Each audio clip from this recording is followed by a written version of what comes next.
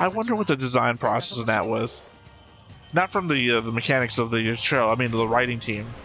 How many locks do we need him to go through? 1? 7? How about 5? Hey everybody, welcome back to the Stoneface Reactions. I'm Theta, this is Lessons, and we're back with another episode of Mobile Suit Gundam 00? Double O? Double O, yes, we had that long discussion about James Bond the other day. It's not so much, yeah, we did. But it's not so much about that conversation, it's the moment that I just was in a flow, and the flow was leading me in the wrong direction.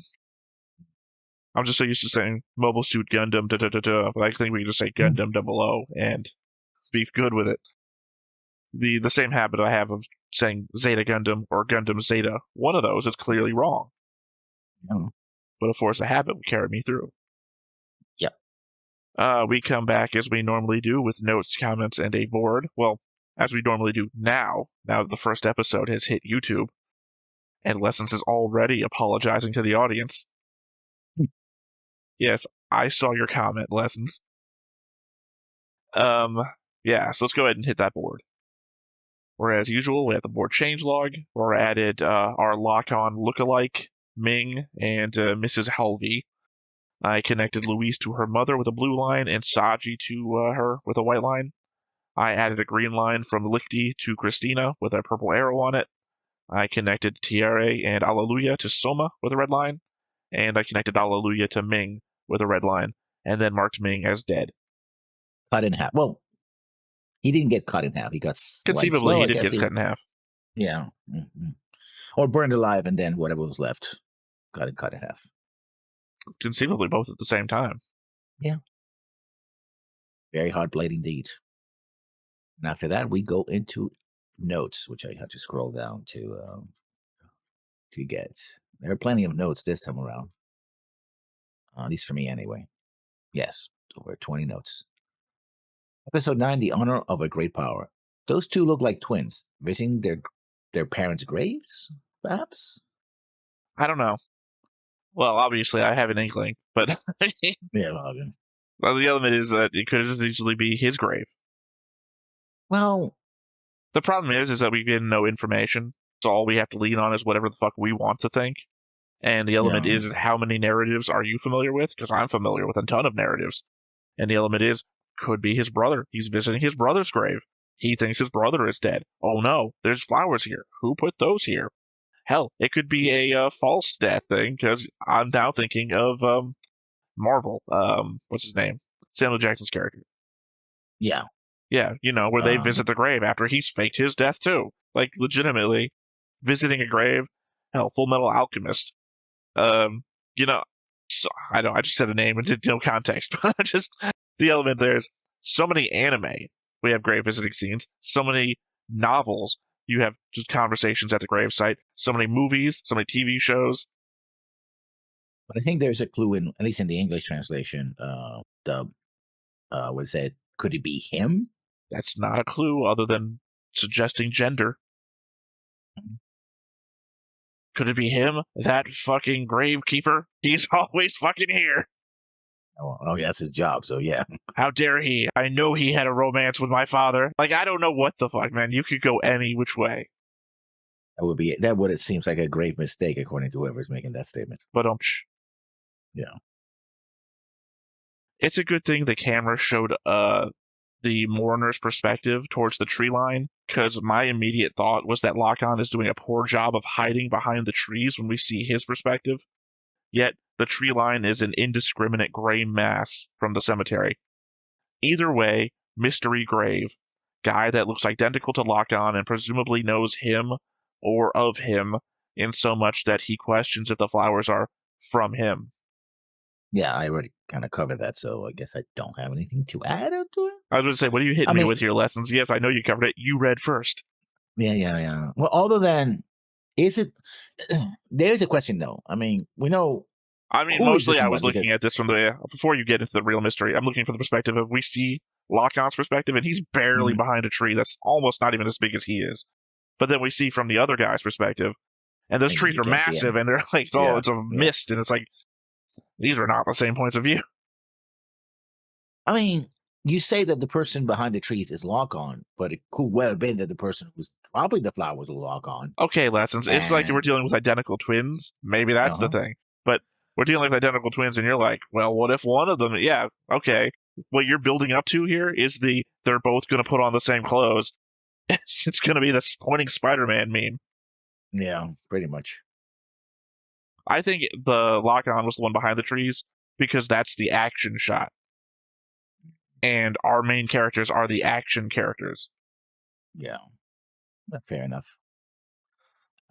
4 months, 60 plus interventions, and then the narrator says, no one sees conflict for its own sake. Well, it seems that Celestial Being does, and as it starts wars just so they can stop them. It's funny. I've got like two sentence notes here. Mm-hmm. One starts with what you started with, and the other one ends with what you said. And then I've got a paragraph in the middle. And it's like, what did I have to say? That was a paragraph for the stuff that you just went from to. So yeah, I guess mine are just going to be responses to you. So over 4 months, Celestial Being has performed over 60 interventions. That's about one every 2 days, which sure is a lot, but far less than the 1 an hour that I mentioned before that would be required to keep up with the number of worldwide conflicts that happen each day. I mean, I think we talked about this, more like threat that they might intervene in your particular conflict. Or like, well, they can't intervene everywhere, but do you want to take it's the gun, Here's the problem, as I board, understand, right? and I had this thought while I was writing my thing down. The idea that how many conflicts do they prevent by the threat of them existing? And I would have to say probably none. Probably none that aren't like national level, right? Nothing that involves a worldwide organization. Because those conflicts do happen every day, and the conflicts involve two sides. There's already a threat that someone's going to intervene in your conflict because it's a conflict. So those numbers continue and grow sometimes every year, means that Celestial Being existing probably doesn't stop a lot of them. Additionally, there's too many for them to stop. You're probably safe in the element of the same way you distract Superman. You do a crime somewhere else and then do the main crime that you want to do. You know, the can't be everywhere solution. And you know there's only 4 of them, and they're doing, again, 1 every 2 days, basically. It's either that or they're doing 1 every day and then taking a week off. Yeah. Which is something we're going to see, the whole distracting them, and pretty soon. Well, we already saw it. Yeah, I know, but when we get to the part of the notes. Well, I mean, from the element that these are notes about episodes we already saw. We can't fake our way into, like... Yes, that is exactly true. Now, to be fair, I noticed you put the map up, and the map seems to suggest that I'm wrong in one thing that I will clarify in a moment. On the map, the AU claims the eastern half, everything east of the Ural Mountains. That's wrong. It seems that they claim to the Polish-Ukrainian border, or what today we know as Russia, but the map doesn't label it as Russia. It is the HRL that claims everything east of the Urals. Again, wrong, but according to the map that you put in the board. Thus, if we follow current conventions about seats on the UN Security Council, the Union has 1 seat, US. The AU has 2 seats, UK and France. And the HRL has these 2 seats, China and Russia. So the whole discussion of east, where the map is, well, actually, the map, when you put it all together, actually, is pretty accurate. So, yeah. I mean, I'll point out that I did not list the map in my board changelog because it wasn't point to anything. I don't think I have a note. I know we had the discussion, but I do have, I think, a note about an argument that we did have, but I don't think it's the map one. I was just thinking, they showed in one of the episodes we were watching, they cut the map into 3 sections and showed us all the stuff again. And I took screenshots of it, and I was going to put up each individual one on the board so that we could like reference it in case future discussions, right? And then I was like, did episode 2 have a better version of this? And in lieu of just going back to episode 2 and taking screenshots of that, I just Googled up, hey, is there a better version of the map? And there's a map-making forum that did a challenge for Gundam 00, which, I mean, I don't know. All it looks like they did was color it, but I don't know. I mean, it makes they could have just lined it up. I'm saying that they did something. It's not like they did nothing. Problem is, it's low quality, like not low quality, low resolution, yeah. So that's why it's really small on the board. Otherwise, I would have made it big, and it just would have been giant and blurry. But I thought about doing that, not because of the discussion that we had. I don't have any notes about the thing that you just brought up. So, Yeah. By the way, and I didn't finish my note, but that's fine. No problem. oh, you took a That's the meat pause, of so I thought that was the end. Yeah. No. It's fine. It's fine. It's because this is the final sentence. It's just a thing I did for myself. Also of note, South Korea is part of the HRL, but there's no mention of North Korea or unified Korea. Something I noticed was like, oh, wait a minute. That's interesting. I did not look. No, I can't really because it's a really blurry. Oh wait, actually, I have my saved ones. Let's just bring that up real quick. God, Yeah, my it's pretty computer blurry. is so It looks fucking like slow today. Japan, China. Yeah, no, it's The problem is I only took screenshots of the episode that we did here, and these aren't the season 2 episode 2 ones. So I don't even know if it's on this one. Nope, it's not on this one. It just says South Korea. We've already had the discussion about how public opinion doesn't matter to celestial being, as they are not a body that answers to anyone. So I have to wonder who these people feel like they are protesting against. Like, I get forming up to let your government know what you think should be done about this terrorist group, but you are protesting at the government in regards to some other outside group that's attacking you. It seems ineffectual. By the way, in the group of people that are holding signs at Celestial Being rallies, one guy has a sign that says, "Force is justice." And he appears in the group against Celestial Being and in the group that's for Celestial Being. I just thought that was funny. He's at both with the same sign. oh well, you know, Force based on the is budget, justice. I guess. The end justifies the means and all of that. No, it's not might makes right. Just force is justice. I guess it's the argument that has come up before in previous discussions we've had, which I keep saying, like, it doesn't matter. That your morals and your ethics don't matter to reality. If somebody has the force to do a thing and you can't stop them, then it's not might makes right, because we're not discussing what's right. Might makes might. So my next two. So the Union and the AU have taken a defensive stance so far, but does that mean that the Union disbanded their anti-Gundam unit? I believe the answer is no, but it puts into question, because if they're taking a defensive stance and they can't capture a Gundam unless the Gundam just knocks on the doors like, hey, I surrender. Well, they aided other people who are trying. They're trying to keep their hands clean while still in the game. I was going to write down a note of how Graham must be seething or up to something or whatever, but I didn't figure that was worthwhile. No one seeks conflict for its own sake. The fade-in should have been to Ali for irony's sake. Yeah. Like I said earlier. The HRO plan to use microsatellites as a detection grid to explain the electromagnetic blocking nature of the GM particles was a good one. Was not. It was good. Detective plan, I've got this is a horrible thing that will destroy this world note later. Yeah, I'm like a paragraph. Look, man, you're jumping ahead because you don't think things are noteworthy that I do. Around the world, incidents of bloodshed continue to diminish, but resistance against oppression by armed force has not disappeared. It's funny, that statement is a double-edged sword. It could imply that fighting across the world may have lessened, but not stopped, because people continue to fight against being oppressed, regardless of celestial being. While at the same time also implying that the world continues to fight back against the armed oppression of celestial being against it. Both can be true statements, and interpretations of the line, and both seem valid. People have a right to stand up against oppression, and if you are in such a position that doing so is your only venue to freedom, then the risk of celestial being showing up is likely just something you have to take. And as for the world, it's essentially of humanity's will against the will of a select few that believe that they know better. I agree. It's actually a good take on the whole situation. So yeah, I do not disagree at all.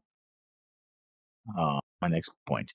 What if we get attacked while doing maintenance? What? Foreshadowing in my Gundam? More likely than you think.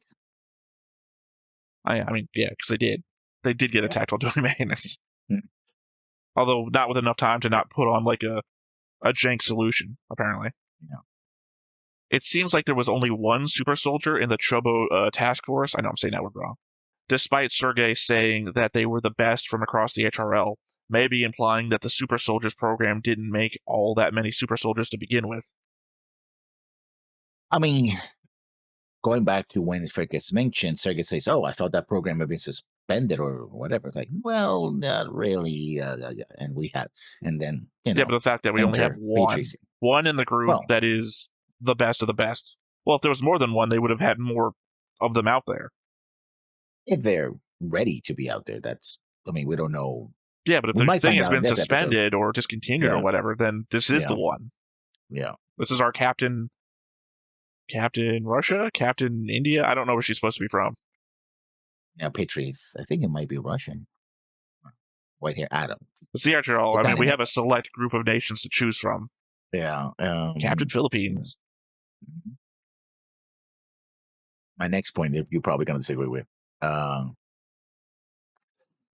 No backbone Saji strikes again. By that I mean he simply stands there and does nothing, awkwardly. Well, except call his girlfriend's mother. I mean, I don't know why I would disagree. Literally, that's said. She says that to him, and he agrees. Yeah. I don't know why you thought I would disagree on a thing that's been said as fact. Well, she says it later on in the following episode, but yeah. Yeah. Well, yeah, but remember, my notes are all both episodes together. I'm looking at the greater whole. I'm not going to edit out a thought because it disagrees later to a thing. Anyway, to the HRL ruining us all. You know, what the HRL did to try and detect where the Gundams might be coming from while in space is pretty smart, but it also occurs to me that if those communications devices that they have spread across 80% of their territory, what happens when they run out of fuel to keep themselves in station-keeping orbit? There are several 100,000 of them, after all. If the HRL doesn't maintain this communications net detection thing, it's going to find itself with a cascading space debris crisis.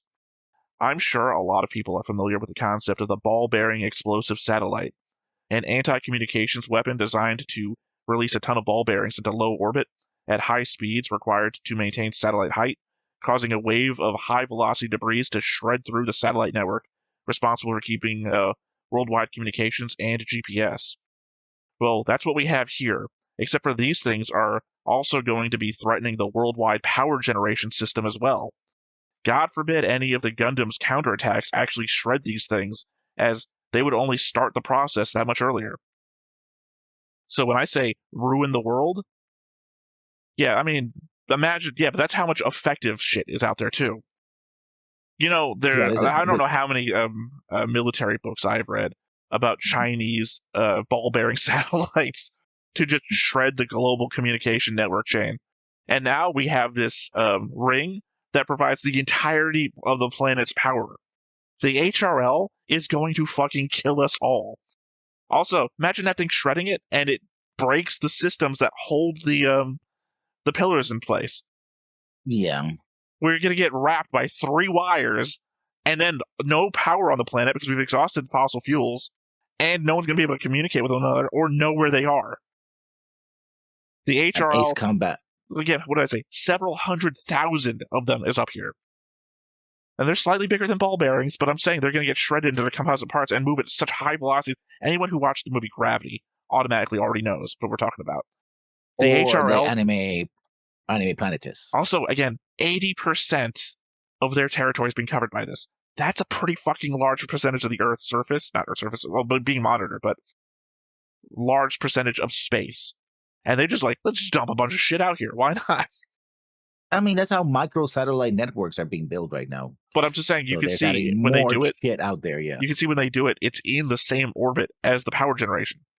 Mm-hmm. I mean, they're detecting the Ptolemos and the Gundams right there, and we saw the Ptolemos hides behind the power generation shit, which means it's there. The HRL has doomed us all. That's why you said, you looked at me weird, like, what do you mean? What do you mean the HRL is killing us? I would argue, I mean, yes, unless we're living in the picture I sent you in the world where that is already a reality. Yeah, but that's what keeps us trapped on Earth forever. No, that's like the actual tracks of all the garbage. Yeah, no, but I mean, that's the element that if we keep throwing shit into orbit, we're going to trap ourselves on Earth because we won't be able to get past all the high velocity moving trash in our gravity well. That's the threat of that. Yeah, and there's an anime called Planetus. Yes, where there's garbage men in space. Yeah, I've heard good things. I just never watched it for some reason. Yeah, I think I watched part of the first episode for some reason. just didn't grab me, which is weird because I love space shit. But well, space. Well, no, I I mean, love literally space. space shit. If you like space shit, you watch Yeah, Planet Test. yeah. Uh, I think it's probably because I watched previews of it and people were smoking. You know me, I'm just got that aversion to cigarettes for some reason. Not for some reason. For some reason, it's hypersensitive when I'm watching shit. everybody has their own thing. I'm Yeah, not gonna you're not going to watch criticize it. Fallout. Apparently, I'm not watching Planet Test. Yeah. So Alejandro Corner is a UN representative. Yes, I know that the term they use is ambassador, but the UN has representatives, not ambassadors. Countries send ambassadors to the UN. And also, Shearing has a point about what Corner is actually doing there. And he didn't say anything when I pointed out changes to the board. Alejandro Corner, I put down as UN ambassador on the board. Yeah, well, I mean, that's what they say, and I didn't want to change. Well, to be fair, it's 300 years in the future. Maybe the system's changed. Yeah, that is always a possibility. But, if you, again, my rule is things are the same as today unless stated otherwise. I guess calling somebody an ambassador will be stating otherwise. It's evidence towards. Yeah. I mean, we don't have any proof of it, but it's evidence toward. It's the element that it's such small evidence that you could still in your head think, well, I need more evidence to prove that things have changed. That it's not a typo or a translation error or something. Or just a choice of words. Oh, it's a UN. UN has ambassadors. Okay, we call everybody an ambassador. It's one of those minutiae of research that you're like, oh, but why did it? Oh, well, they call it representative because the UN technically is not a government, and only government's going to, you know what I mean? It gets. I mean, you obviously know that I spent my time on this satellite thing. I didn't think about I do have a note about him, but it's not my next one. Now that you've implied that Luis's mother is rich, I can't help but notice how much Luis and her mother's outfits are colorful and pop compared to what Saji is wearing in any scene they are in. It's like they're wearing noble's clothing and he's wearing peasant attire. Which, again, there is a scene all about that later on. I don't know how to put this out there, but it looks like they're dressed like they come from America. Like, I guess the Union. And he's dressed like he comes from the HRL. Yeah. You know how every HRL uniform, it's just like this flat gray, just like... Or green, yeah. Yeah, green. Sorry, I meant green. And then compare that to the AEU or the Union's outfits, which just kind of pop. They might, well, I mean, they also come from the European Union, AEU, so, I mean, she was supposed to be living in, her mom is supposed to be living in Spain. Well, they're currently in the Union, though. Japan's a special Union economic zone, so... Yeah. Conceivably, he doesn't need to be. Like, also, I'm pretty sure he comes from a different country too. I'm just saying that he looked like he was wearing, like, I'm going to use the word uniform here, but I don't mean uniform as in like school uniform or thing like that. Like, a uniform, like it's the same. His outfit is the same from the top to the bottom. Yeah, where theirs are made from a combination of different colors and complexity of outfit. My next note. Ouch, Christina. Ouch. But at least you set the boy straight. He's like, oh, thank you for that. It's too bad you're not my type. And walks away. You said set the boys straight, so I thought you were talking about when she was going to eat, and she's like, this is awkward. The two people just sitting, not talking. Yeah, that's the scene before that. Well, yeah, that's what I mean. Well, set the boys straight. I didn't know what you were referring to. I was like, what did Christina do? The boy, not the boys. I said, did I say boys? I heard boys, but it doesn't really matter. I couldn't remember the scene anyway. It's odd that the United Nations agreed to help Azaderstan out of the blue. We saw Marina meeting with a number of people from the AEU and getting turned down for anything but humanitarian aid by all of them. Unless I'm forgetting, we didn't even see her meeting with the UN, and then they are the only ones to respond positively? I wonder what the venue for solar power access that the UN would be able to deliver would be, though, since they wouldn't be in control of any of the pillars themselves. It seems like they would have all the negotiating power that Marina herself had in seeking the same thing.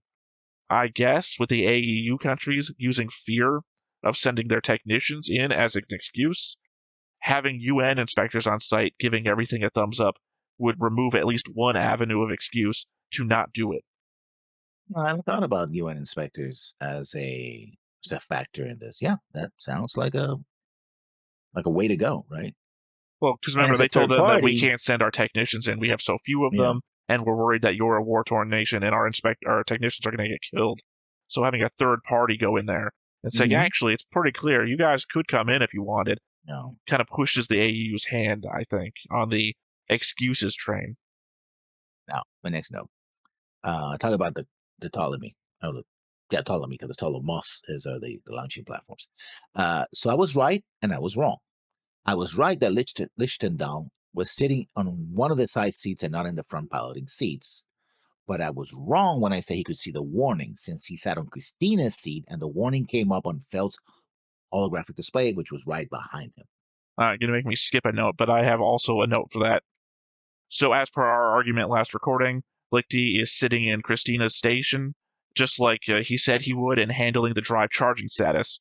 The flashing light is on Felt's console behind him. Later, when he gets chastised for not seeing it, he's at his own station at the front. So, in all, he offered to cover for Christina so she could go eat, which he did, doing whatever job needed to be done on her console, and then went to his. Felt should have been there, but claimed to have gone to see the doctor, and we see that she lied to go have a moment of sadness alone, or with lock-on, as it turned out. So Felt's absence, combined with the passing on of responsibility to two separate parties, is what causes the alert to go on scene. I don't blame Lichty in so much as I blame a general lack of discipline and adherence to duty rosters. Agree on all points. Especially after I admitted that I was wrong. And to me, I didn't care about who was right or wrong. It's just the element of getting the facts straight. So now we know, facing on to the bridge, Belt is on the left, Christina's on the right, Lichty is on the front left, whatever that fuck that guy's name is, I can't remember, it's on the front right, and then Sumeragi's in the middle command. My next note. Neil Delandy, you say? And you're from Ireland, you say? Interesting. I would never have guessed. I mean, I wouldn't have guessed without his name. No, but I guess they're from, like I said, the whole breakdown of the outro, blah blah blah, and then the Irish. Oh yeah. But I think we both had a note about that back then, because I remember pointing out that you look at the flags and you can tell that Graham is from the Union and that Sergei is from the HRL. I don't think they showed anybody for the AU in the opening. It's interesting that Ribbons wasn't with Alejandro when the UN delegation arrived, but was back with him later. If Ribbons is like his bodyguard, did he not need a bodyguard getting off of the plane? Is he more like a servant, just there when he's needed, but not someone to show up at official duties?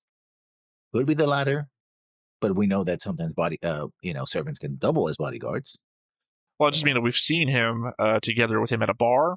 We've seen him together just at other places, but this is the first time we've seen Alejandro in an official duty, and Ribbons wasn't there.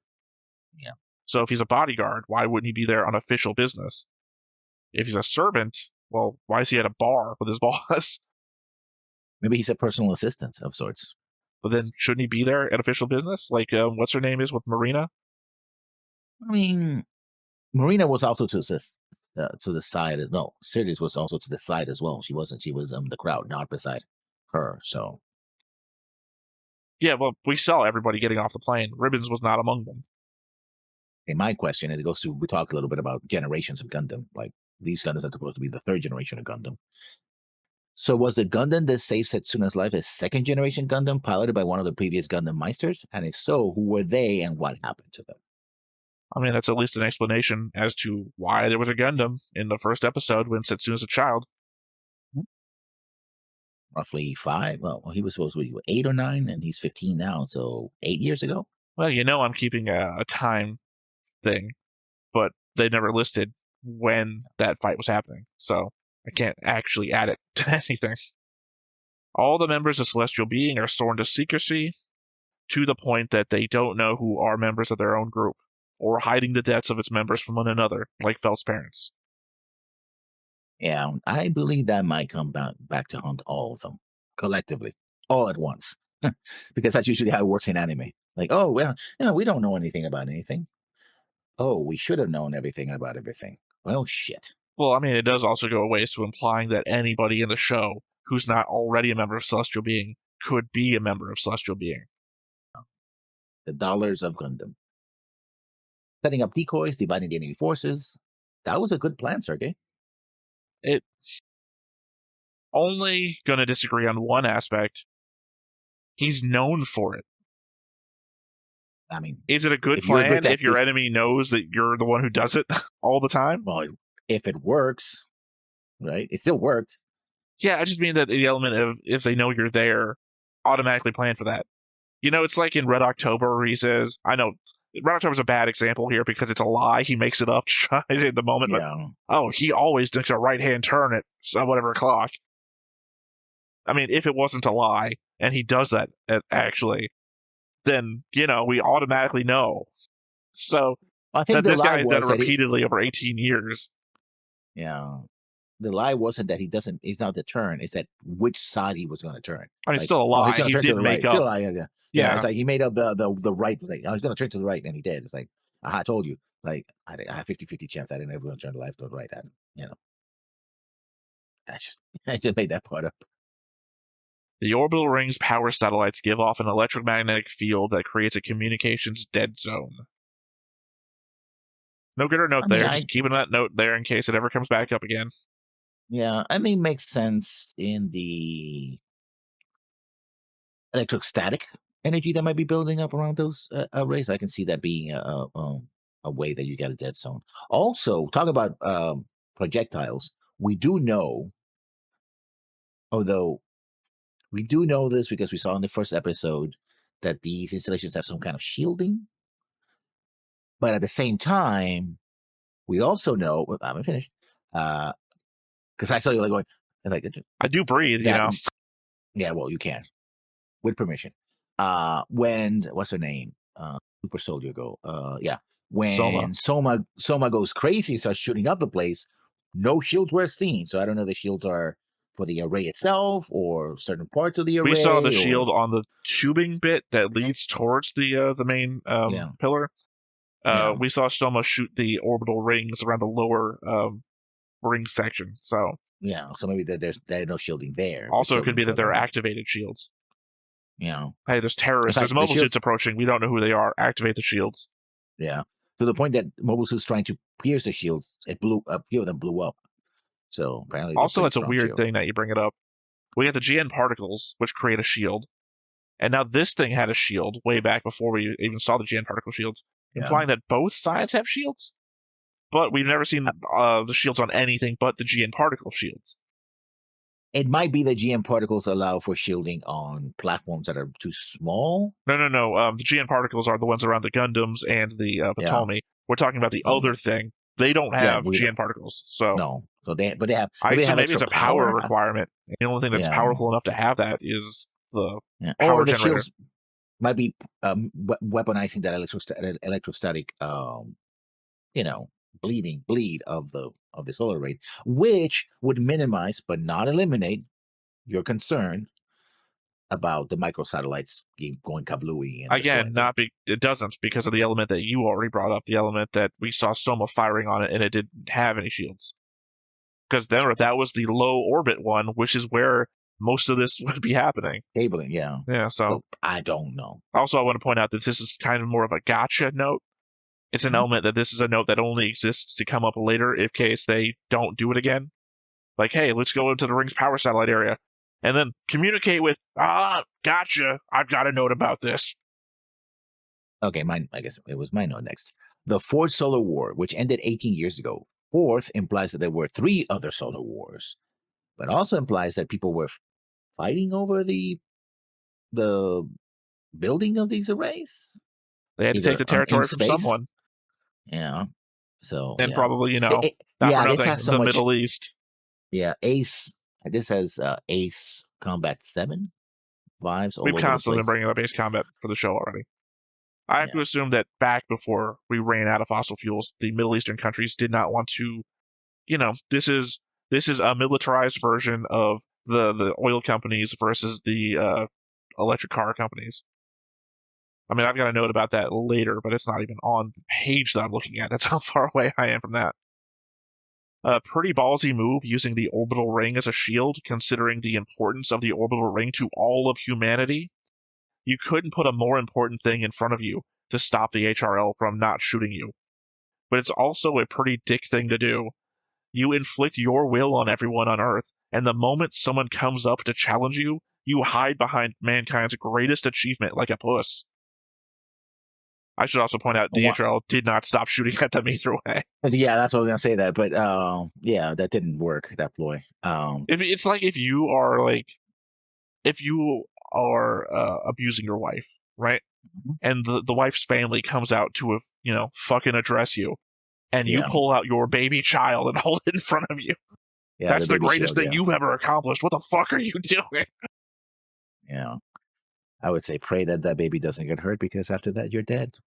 I'm just saying that, again, celestial being inflicts its will on the entirety of the earth. And the HRL is like, we're going to try this. We're going to try something about this. And you're like, let's hide behind everything that keeps human race together right now. Yeah. When you put it that way, yeah, whatever argument I was going to make kind of just falls by the wayside. Well, remember, it's the majority of my argument about, think about this. I also put out there that the HRL is going to kill us all for the same reason. The HRL is basically put a very deadly thing in front of the pillars as well. So, if not celestial being, the HRL, everyone up there is going to kill us all. And also how casually let people just fall by the wayside. Well, we got these rope that is tied to you, so hopefully it will not snap and let you fall to your death. To be fair, it must be E-carbon. That must the element is that the tensile strength required to actually make a tether from the Earth to space. No, I mean when Luis. No. Listen, I follow you. Just hold on. The tensile strength required to make something like that is beyond any material we can make right now. And they keep talking about E-carbon is a thing that everybody has. Like when they break down one of the Gundam parts that fell off that had no special technology, but it's just E-carbon. And they're not like, oh, E-carbon, what the fuck is that? No, everything's E-carbon. So presumably E-carbon is a thing that we can make in the future that just has increased tensile strength, to the point that I would then believe that they probably just make the rope shit out of it. So it's probably extremely safe because you can fucking hold the the pillar up. You can probably hold your fat ass. Yeah, buckyballs all the way down. Allelujah's mental breakdown couldn't have happened at a worse time. It is, and also it's better illustrated than whatever they didn't say that with the new types. Because the whole thing would say it's like, oh, we're having this vision. Oh, and like kind of murky. You don't know what the hell's going on. Here's like, I have a fucking headache. I'm in pain. Being proximity to this person makes me painful. I want the pain to stop, to the point that I went unconscious, right? I can understand what's going on here. Yeah, I mean, having it broadcast over the radio really was a helpful thing.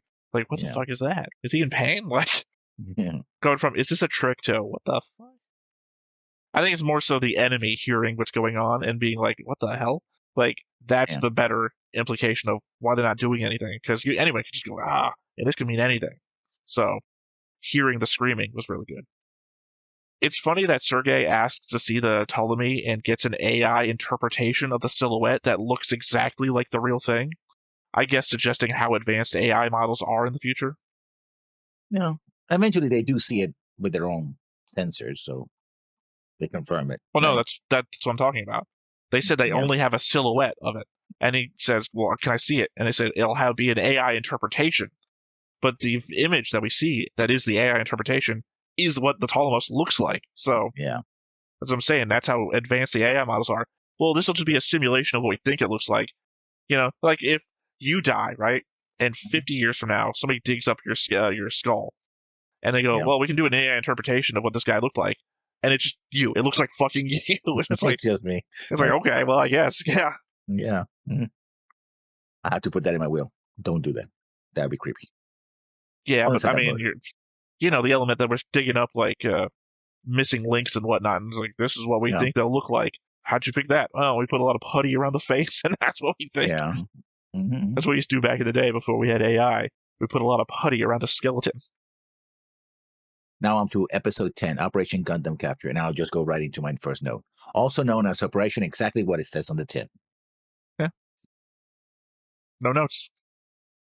So this exact same feint maneuver was used 18 years ago during the Fourth Solar War by Sergei Smirnov, the Wild War of Russia.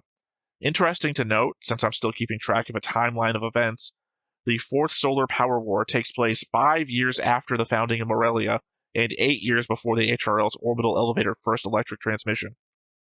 I I hope those are useful data for us in the future, or Well, just I mean, for me, it's interesting. interesting to think that Yeah, Moralia didn't exist before the fourth. Or sorry, it did yeah. exist before, 5 years before. That it was only formed 5 years before. Was it formed because of the need for mercenaries in the war, or I mean, did the war the happen thing every about year before? Like, mercenaries, we don't know it the. could have There's been. Sorry, trying to interrupt. If you have, like I said, multiple solar wars, that between the wars, you probably had a lot of soldiers who were just without a job, and most mercenaries usually come from ex-militaries, right? They're ex-military people, so they might have been enough of them to actually make these massive PMCs. So like, hey, we have thousands of these soldiers, and oh, by the way, this nation is trying to be formed, so they formed the nation. It's like, well, we're a small nation, we could create a military of our own, or we could potentially hire a military. And basically, PMCs, no problem. We'll be your military as long as you lend us, political cover and no political cover essentially for our operations. Like, yeah, it's a deal. It's a deal. We're good to go. well, I was gonna say I don't know what the time frame between solar power wars would have been. So the idea that there was three before this one, 2 years apart, 1 year apart, 10 years apart. 10 years. I think between 5 to 8 years should be a good I mean, you say ballpark that, but I mean, we don't know the for scope or scale. mercenaries. For mercenaries to be effective, right? Because once you get past 10 years, people age out, Well, right? no, It's I'm like, saying we yeah, don't know you, the scope or scale of it. This could be, we're calling it a war, like it's a massive thing. This could be like Operation Desert Storm, just repeatedly. you know, maybe wars to secure the locations of the Well, again, I elevators. don't know if this is a war in regards to the taking of the land required by it, or this is a war of the oil-bearing nations not wanting to be subverted by this global effort to become solar-powered versus being reliant on what's earned them all their money through entire generations of wealth. Although this happened in space, so one would argue that these tactics are space-borne tactics. So solar wars could have been battles in space. I don't know that it's inherently implied to be space only. The True, tactics that are but shown to us, not for nothing, are shown on a 2D grid. So yeah. this could just be distracting tactics. Could happen anywhere. Okay, so my next point. I guess we know where Louise gets her energy. Too bad Sanji's spine is as stiff as jelly. I feel like it was against your first note. No, my first note was Operation exactly what it says on the tin. No, about Saji. Reread your first note about Saji from last episode. Yeah, last episode was Saji. Where's Saji? No backbone. Saji strikes again, and by that I mean simply. Yeah, see, now he has no backbone, but now he's got a stiff as hell backbone. No, as stiff as jelly. Jelly's not stiff at all. Okay. Sorry, I was going by the verb in the sentence, not the noun. Yeah. Okay. That's like, I thought you used one descriptive phrase to describe his backbone, and now suddenly he has a backbone and it's stiff. No. Just keeping track of it. It may grow stiff in the future. Keeping track of Saji's stiffness. Yeah, I got you. Yeah. I walked right into that, took a dive, and drowned and drowned. Yeah. Saji's stiffness, yes. Yeah. So Christina is the one with the most outgoing personality and confidence, but is the one that can't take the threat of actual violence. It's interesting because Felt is the one that just revealed her own sadness due to things related to celestial being, but the one that's constantly dragging her around is saddled with a far more crippling fear. I have a note that addresses that in a more shorter way, basically, and correcting a mistake that I thought I made during the episode and didn't say it. I thought it was Felt who had freaked out, but it was, in fact, Christine. Yeah, it's easy to remember the difference. Visually, Christina wears more outgoing outfits and everything. But Felt is the one who wants to stay home, quiet, reserved. Christina is the one who... Christina is like a mini Sumeragi. And Felt likes Harus. Just like Logon. Right. I had a note about that before, too. I forgot. Oh, that was my note. Sorry. Or did you read a note in response to me? Okay, I forgot. Yes. Looks like we're on the same thing. The only way I can think that Allelujah might know that mobile suit is from when they originally clashed quantum brainwaves before, that somehow, despite her being inside the mobile suit, he got a flash of the machine that she was in. Otherwise, they've implied that this thing was a new design. Also, I'm pretty sure that by the time he got into space in that previous episode, she had pulled out from the area. I mean, I would argue that he could have seen an earlier prototype of it. He sees it. later in the episode, and he says, Yeah. "Oh, that's a new model." So he doesn't recognize it as something he's seen before until he's talking about the flashback. But again, I think what he's seeing is Soma seeing it for the first time when Sergei brings her to the hangar to look at it. So what I'm saying is, I think he's seeing a vision through her head. Oh, which might be where the "I know you" comes from, because he's actually touching her brain, and then she's been shielded from that, so she's not getting the same thing in return. My next point. This is how you use superior numbers, Gundam Wing. You surround the enemy, you outmaneuver them. Disagree. You had me, but I had no context. Then you said surround them, and what do I immediately go to? Legend of the Galactic Heroes. That's always how you fail. I mean, just like watch Alexander the Great's conquests, and it's always they tried to surround him. That's when he found a weak point and broke through. But in this case, it worked, or nearly worked. I have another note about that. Yeah, no, because it's not that they surrounded them; they separated them. Yeah. Surrounding them was just the wrong thing to say. Because again, I keep pointing out Legend of Galactic Heroes. Everyone wants to surround. It's fucking space. You're not going to get them locked down. Invent interdictors if you want to get them locked down. When they try to scan the inside of the Kyrios, they just get an error message, and the engineer wonders if it has anything to do with those special particles. Except that we just heard earlier that Kyrios never emitted the special particles since its pilot was paralyzed by the quantum brainwaves, so it can't be that. I mean, it's a theory. He doesn't know, so he just throws in the first thing. Yeah, except that, again, it's his side that says that it hasn't been emitting particles. He has access to all the information to prove himself wrong. If he was told about it. He's just someone else who's like, oh, I'm going to do this. And like, yeah, just open it. Nobody told him that the articles were off. It's just... I mean, granted, he's pressed for time. It's just the element that I would think if you're going to give anyone the information, it'd be the guy you're trying to get the Gundam to open up for. Yeah. Following my own note, the problem is that the Shobu team got greedy. They already had one Gundam, they decided to go for two. Sure, they came close to capturing, but bird in hand. I think you're misremembering the timeline of events. They had one, they lost that one, then they pivoted to try and getting another one after they lost one.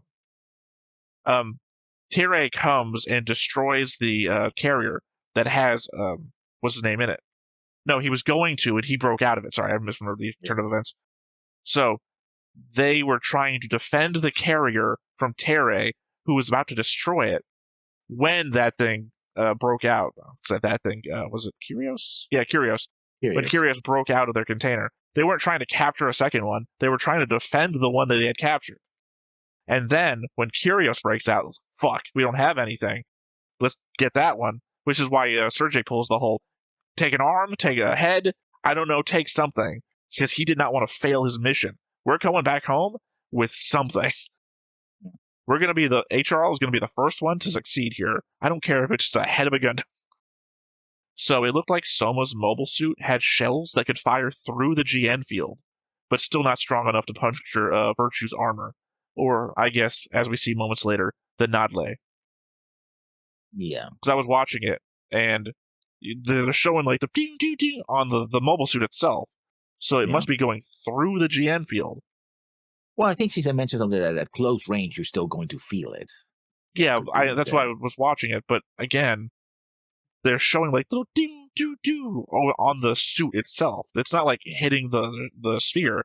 Because otherwise, I was thinking, why would he feel it through the sphere? And again, he's moving like everywhere he gets shot. Not like the sphere and then he's being pushed back or something. It also might explain why he can... Or sometimes, because he also turns out the field to shoot, but sometimes he can't shoot through the field. That the field protects against long-range attacks, but shorter-range, close-range attacks are not. Well, we haven't... Sorry, I'm remembering when you said it in the episode, and we were looking at Lock-On, because Lock-On was shooting through his, and you were commenting specifically when Lock-On was doing it. I thought it was him. It was him who shot, because he lands, there's a bunch of guys over there, he sets up the shield, and then he shoots like, oh, that's how convenient it is that the Gundam can shoot. No, that's what I'm saying. You said that for Lock-On during the episode because Lock-On was standing on the... Lock-On. It was Lock-On. No, because Tire has the giant gun. The giant gun, he's not... Yeah, he didn't fire it while he was in the shield. He fires it, and then he puts the shield up. Lock-On is sitting back on the Ptolemos, shooting through the Ptolemos' GN shield, and that's when you said that. No, he does actually. Virtue actually does. Tyria does it when he lands on an attack on Morelia. That's when I noticed. I'm talking Like, oh, about how last convenient. episode. You said this Yeah, no, comment but last episode about Lock-On no. sitting on top of the Ptolemos, firing No, through the Ptolemos' shield. No, I can show you where it is. I have it. Where do that? What's the episode on War of the Souls? No, listen, I'm talking about during the reaction, not in your notes. Oh no, but I'm saying yeah, in the reaction, you said that while we were watching it, when Lock-On was standing on top of the Ptolemos shooting at mobile suits, saying how convenient it is that they can fire out through the shield. Yeah, but that was my second time I said it. I'm not counting times lessons. This is the time that's in my head. I'm not remembering 4 to 5 episodes back. That's why I was looking at my notes. Yeah, that's what I'm saying. I'm not arguing about how many times you said it in every situation you said it in. I'm saying, yeah, I remember you said this, and I'm just giving you the example of you most recently saying it. Oh, okay. I don't think we're arguing about anything other than the fact that you've said it before, and I'm saying I'm just recalling the last time you said it, which was last episode. Anyway, that was my note, right? I think it was mine. Okay, well, my next note then. Eyes flashed, and all I saw were dead people. Are you talking about Terry? No, I'm talking about Allelujah. When he wakes up and the Gundam eyes flash, and I was like, well, oh, all these people are dead. Well, because remember, Terry's eyes also did that weird thing that hasn't been explained yet. Some kind of connection with the Gundam, apparently. Speaking of Gundams, so now we've got Setsuna in the Exia, which of course means authority or power. Allelujah in the Kyrios, which means lord, master, or owner. Lock-On in the Dynamis, which means strength, power, or potentiality. And now Tierra in the Virtue, but now Nadle, which means two-spirit. I have a note about that. So this Gundam transforms into a redhead. This form is called a Nedley, which according to Google, I know. It's Navajo for two-spirit, a term often associated, but as far as I know, it's not necessarily one-to-one with transgender individuals. So a heavily muscular Gundam with big guns sheds their armor and transforms into a light, flexible mobile suit. In the strictest sense, it fits the meaning of having two spirits. But that would also apply to any transformable Gundam, I guess. Well, I mean, it also serves to keep Tierra separate in the realm that the other ones have a similar naming convention. And we pointed out that Virtue does not fall within that naming convention. And now Navajo obviously does not fall within that same naming convention. And we don't know where Tyria is from. The only time we saw him is walking on the street and looking at some CRT. So, I mean, I don't think that matters much. From the element that we know where Setsuna is from. We know where Setsuna is from. We know where Allelujah is from. No, Lock-On. Lock-On is from. And they're not matching to the naming scheme. So, I mean, the locations. So, just the naming scheme of Tierra's Gundam sets them apart from everyone else. Whereas I assume the Gundam names are going to be representative of something about their owner. Perhaps. Well, I am at my final note. I think my other issue with Gundam 00's characterizations is that they are just too busy sometimes. And you know me, I like heavy ensemble shows like Durara, Nausea, Fate Strange Fake, etc. So having a lot of complicated characters all vying for screen time at once isn't a problem for me. It's just the oddity of writing that we get 4 to 5 main characters all breaking into tears over completely different aspects of their own stories, all in a single episode. Maybe it's just me that I'm a man of limited emotional spectrum, but focusing on one character with a sad story, I could maybe feel for them. The first thing I need is time to come to grips with why their story is sad and how it makes me feel. But following one cry after another, I don't have any time in between. It's just a bunch of people crying. Imagine being in a classroom and suddenly everyone starts crying, and you ask what's wrong, and everyone gives you a completely different reason. I'd be completely lost as to what to do. That's what we've got here. I'm just locking up emotionally. Yeah. And it reminds me of Amuro staring in the middle distance. Yeah, but that was one guy. We could focus on the one guy. We had commentary about the one guy and his PTSD and the source of the thing was Sumeragi goes into the hallway. Oh no, I've done it again. Cries, right? What was that? What was that? Allelujah? He's crying. Felt just got done crying. Like everyone's fucking crying, and they're all crying. Christina was done crying. Yeah. Well, no, Christina was terrified. That's a different thing. Felt was just crying in the it was Lock-On. But it's just everyone's crying for a different reason, and all together. Like, this is a 2-part arc, so I'm just gonna maybe combine it all together. I've got no time to focus on. Like, it's easier when they do their flashbacks. So, like, here's my horrible past, and here's my horrible past. It's been like after a course of like 4 episodes, maybe we got in 2. Yeah. The crying stuff, though, it's just like I can't feel for you because now I'm worried about why are they crying. Oh no, so shit. Now somebody else is crying.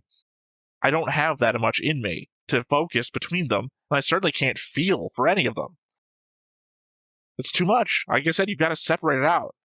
I know at that point, though, if you separate it out, everyone's going to be crying always. There's always going to be someone crying. You know? Yeah. I mean, because tears are essentially our way of letting you know it's not just emotional inside internally anymore. Now I'm letting it out. I need somebody else out there to recognize I'm hurting, and I need somebody else to help me. But having them all do it at once, one, there's no one's going to be left. I think we already talked about this before. If everyone ignores everyone else's pain, you have a catharsis of just no one's going to help me. I got to help myself. And maybe that's what we're going for here. I don't know. But the element is, I'm just going to be lost. I'm lost. Everyone's crying, and everyone's crying for a different reason. You're terrified because you can't handle this. Maybe you've got PTSD you haven't expressed yet. You're crying because you've been tortured by a past that we don't know yet. And you're crying alone, and another person's the only one hearing you. So when you go into a hallway, you're crying because everyone's reliving a past. It's too much. I need time, I need focus, information, I guess connection that I don't have with the characters yet. Yeah, this is Gundam, the crying game. But I'm just saying, I'm explaining my point of view, because people already know that I'm sort of against the characters to begin with. And I'm just explaining my point of view now, and I think in a rationale I didn't give in the past, which is just to say I'm just kind of being overwhelmed. I wasn't myself. I guess I could emotionally keep track of all of them. But that doesn't mean that what you're saying is invalid. Just that they're different people with different ticks. Well, I should clarify, because what you said, I think, paints me in a different picture. It's not that I can't keep track. As I just indicated, I understand that a number of them are crying due to the situations they're in as represented by their pasts.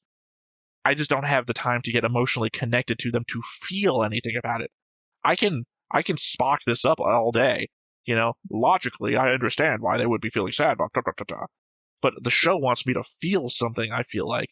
And if the depth of the show is that you should feel something for characters, then overwhelming me with too much to feel anything for is going to put me outside the realm of enjoying the show the way the writers want me to enjoy the show. Yeah, valid point, fair point. Okay, now my next point. Now that the HRL has identified the toonami, Celestial Bloom will have a harder time operating, even if only the HRL could have deployed such an extensive sensor net to detect it in the first place. I said it because I meant the toonami, not the CB.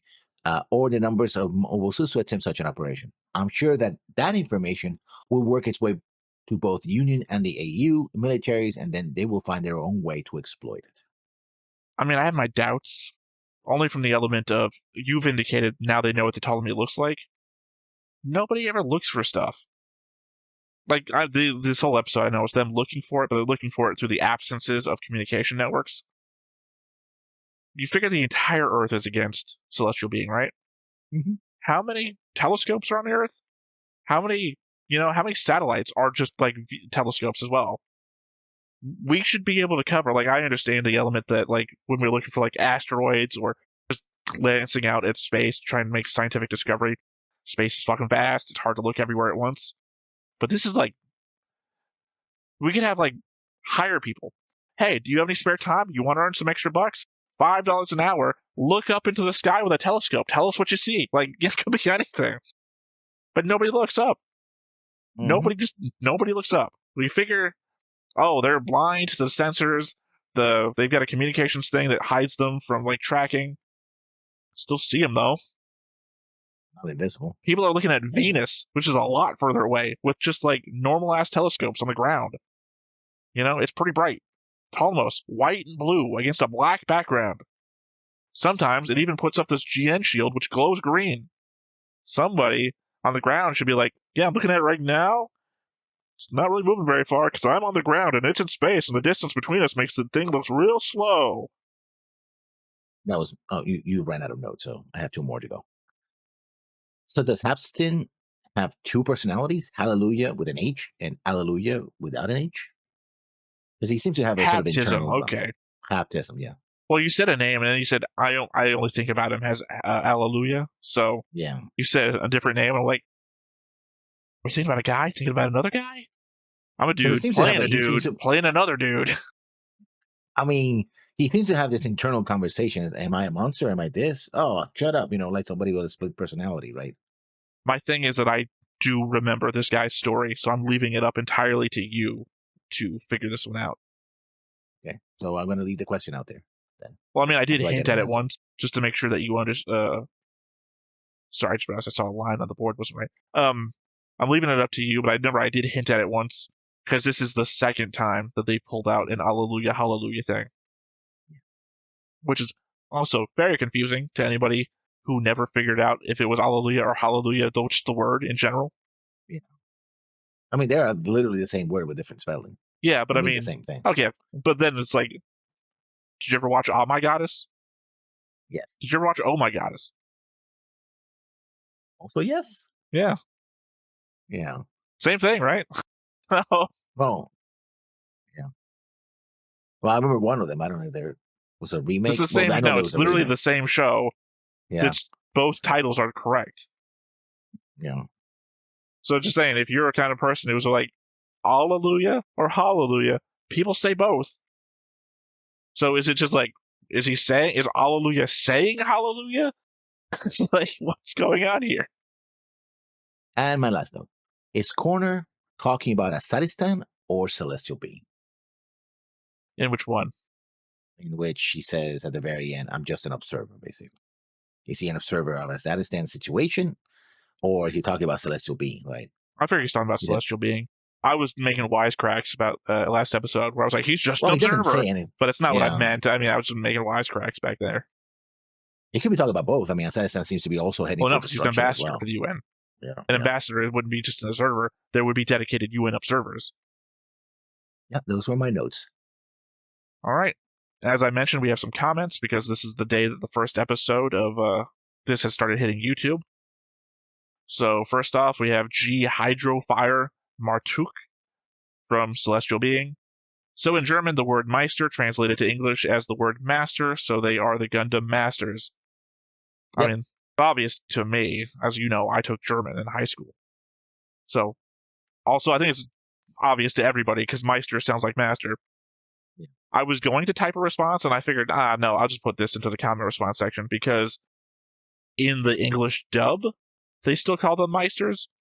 In the subtitle, where it's English translated, they call it Meister. So they're not the Gundam Masters, they're the Gundam Meisters. They've chosen not to call themselves Masters. I feel like there was a conversation I was either going to have or have had, and I can't remember now. I take so many notes about so many shows across so many things. About choosing to use a foreign word over, well, all words are foreign at this point, especially if you're American. But choosing a foreign word over a normal word that you would use in your own language. Yeah. I mean, there's also the sci-fi speculative fiction of, I'm going to use this weird word that either I invented or I borrow from another language because it makes it look cool, right? Oh, it's different enough that it sort of stands out. There's that tendency to do that. Like the names in most characters in Gundam are completely made up of random things, right? This one is one of the few I was about to say Gundam shows that has more consistent naming, right? But even then, Alejandro Corner. Oh, I'm just in a server. Are you watching the turning on the corner there, Alejandro, for some reason, right? Or a reporter whose last name is Crossroads. Maybe I'm standing in the crossroads of history, watching it all happen. To be fair, though, she has a brother. So who also you're like this reporter. Yeah, but what about her brother? Is he the crossroads of his educational career? Who's also commenting about everything that happens on television. Wow, we seem to be at a crossroads with Celestial Being. They're doing this. I agree. I disagree. To be fair, he's at a crossroads of his life because he's also choosing what to do with his future and get married, go to work on the space elevator, all these things. Yeah. Yeah, I just mean the element again that they chose the word Meisters and they're not translating it, right? I presume because they're called Meisters in Japanese too. Yeah. Right, so it's not that they're not translating into English because because that's what they've chosen the word to be in another language already. It's like when the Japanese, the characters say something in English, it remains in English when it gets translated. Now, granted, I haven't had that experience for I guess you're the only one of us two that could do this. Watching an anime in Japanese where you hear a word said in English, and then watching it in English and hearing it said in English, but you could go the extra step and hear it in Spanish and see if they say it in English still. Because that would be the 3-step check, right? Because obviously I don't think they would do anything to say it different in English, but in Spanish, if they keep it in English, that means it's meant to sound other, no matter what language you're hearing it in, except for English, because what are they going to do, say it in Japanese? Yeah. It's it is the Zeon accent all over again. Yeah. All right, next up we have Unada Rimu. Fighting to achieve peace is one of the contradictions embedded in Gundam, but I think it's a theme that can only be explored in a creative work. Why do people fight? How do we deal with the damage and tragedy that occurs after war? Each viewer must think about it and come up with their own answer. Yeah. Disagree. Yes. Disagree? I disagree. Because, well, here's the problem. I don't disagree on what they're saying. I disagree with the sentiment. Each viewer must think about it and come up with their own answer. No, don't come up with your own answer. We need to come up with a unified answer. Otherwise, we're not going to solve this problem. I think I've told you before about, I bring this up, literally, I think I just brought it up in an episode of, it was Nausea. Nausea's the last time I brought it up. Eon by Greg Bear. Hegemon City is basically the last city of mankind in Eon. And we still fight. We don't fight physically, but we fight over how to use resources. To the fact that we get formed political blocks, and we're putting ourselves in a standstill over very real issues that require immediate action, because there's a finite number of resources to use, and we all want to achieve the same thing, right? We all want to save ourselves, we all want peace, but we all disagree on the best use of the resources. We have a finite time on this earth. We have a finite lifespan. We have limited resources. We need to all agree how to deal with that, right? We all need to agree. We cannot disagree on the fundamentals. Otherwise, we're going to argue and we're going to fight, and we're back to the start of we all fighting all the time. While I agree with your sentiment, I think that literally the way I would also describe it to defend this point is, it's not that deep.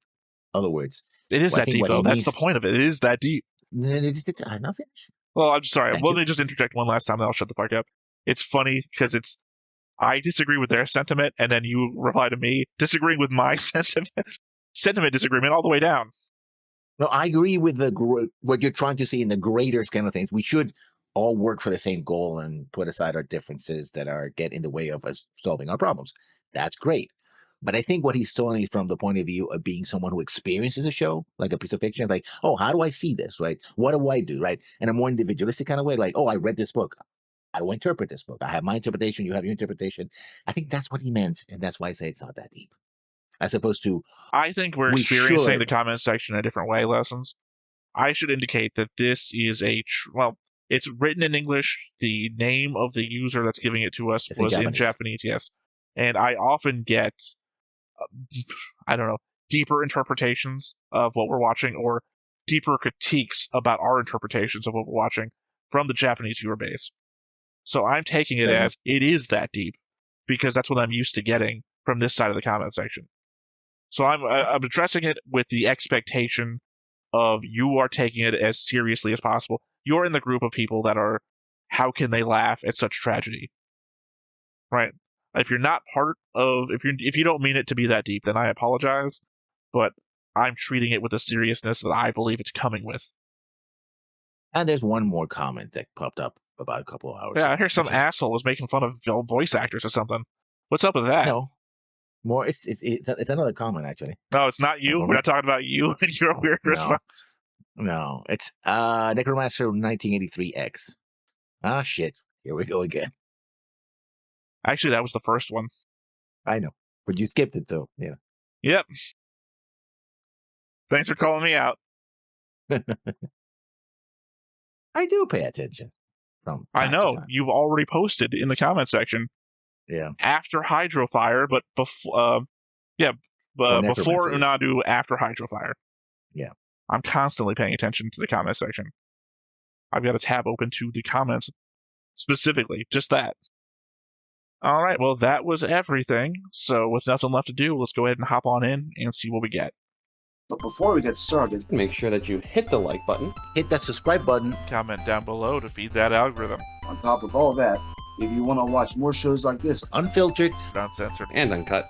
as well as some early access stuff, You can check it out over on the Patreon. It's just $5 a month, but hey, no pressure. There's zero pressure in order to do that. It's just a little bit of extra support, and it would be greatly appreciated. Talking about the anti-Gundam. Says, ああ試算しているデブリの状況からして20機以上のティエレンが大破したらしい I mean, they sent out 48. That's not a bad number.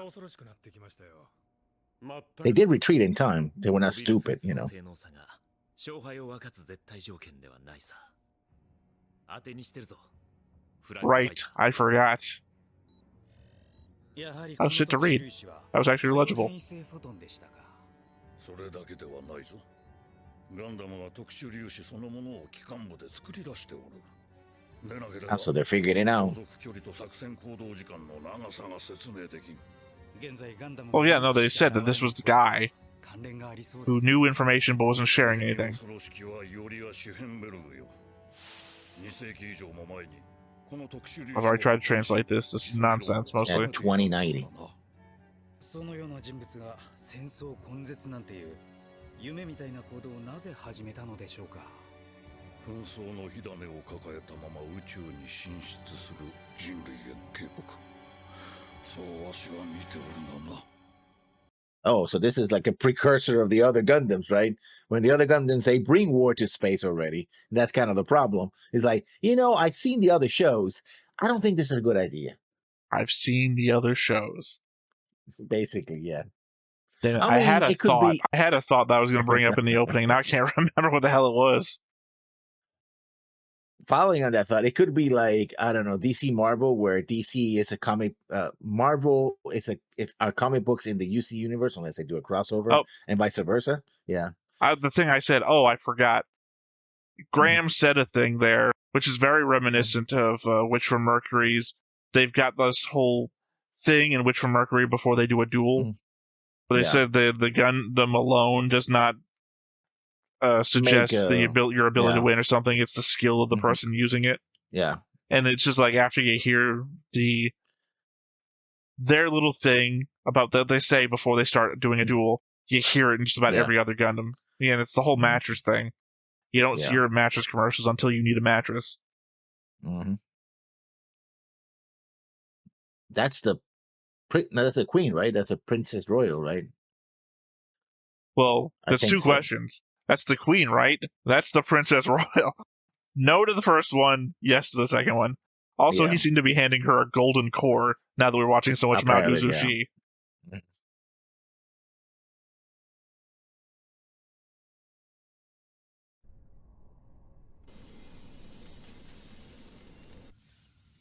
Oh, that's a lot of. 今回の人Haru's- 格 Haru's 軍事作戦 Well, actually, they're not that many. Actually, no, that many. There's a ton Haros, of it them. just We seems talking to be- about- Oh, okay, never mind. I thought the green bulbs were Haru's too. スネラギリのりえが全ては作戦の指揮者であるあなたの責任です ごめんね。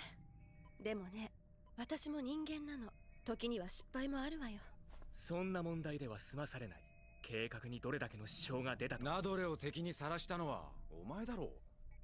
そうしなければやられていたそうだとしても、お前にも責任はある。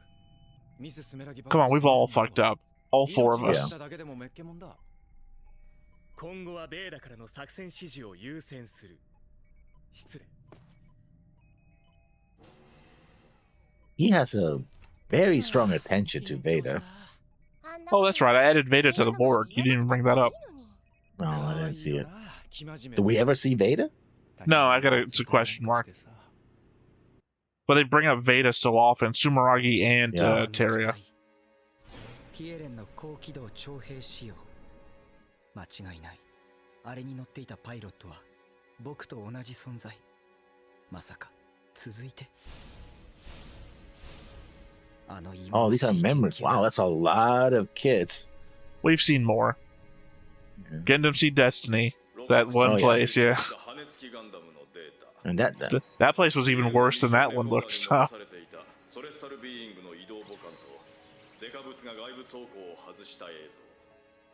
数十万機の探査装置と20機以上のティエレンを失った代償にして Let's say, take an arm, take a head. We're going back to something.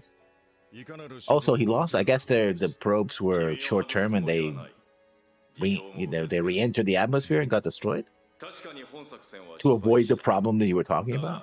君に対する評価は変わってはおらんよ。ガンダムの性能が我々の予想を超えていたのだ。お言葉ですが、ガンダムの性能はそこが知れません。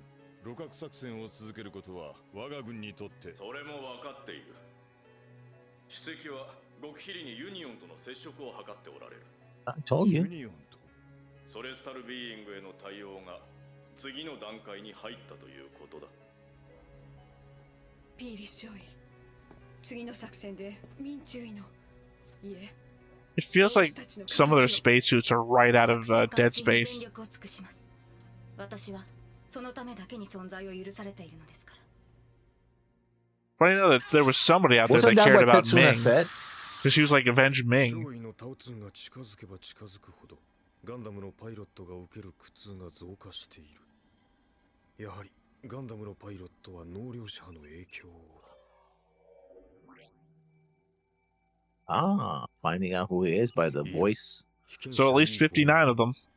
いい子女な能力者処置後新たな人格が形成凶暴性ありデータ収集後処分いかんな I'm not good at my conversions, so I don't know how much he weighs or his height.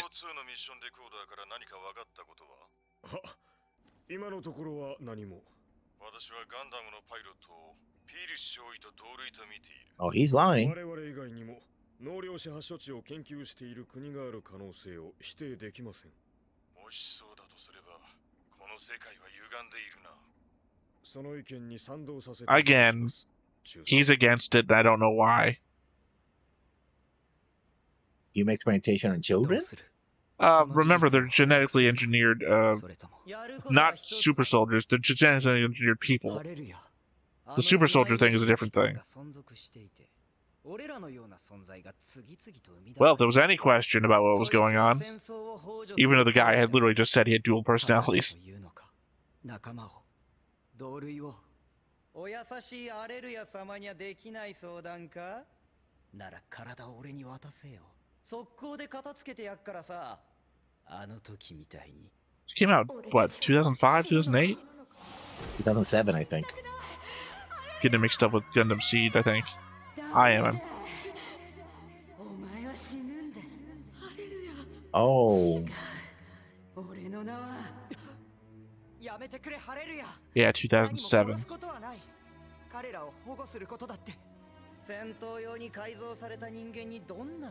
And Bleach came out in 2004, because that's what I was thinking about. I would be watching this being confused about Ichigo and Gengetsu in the sword.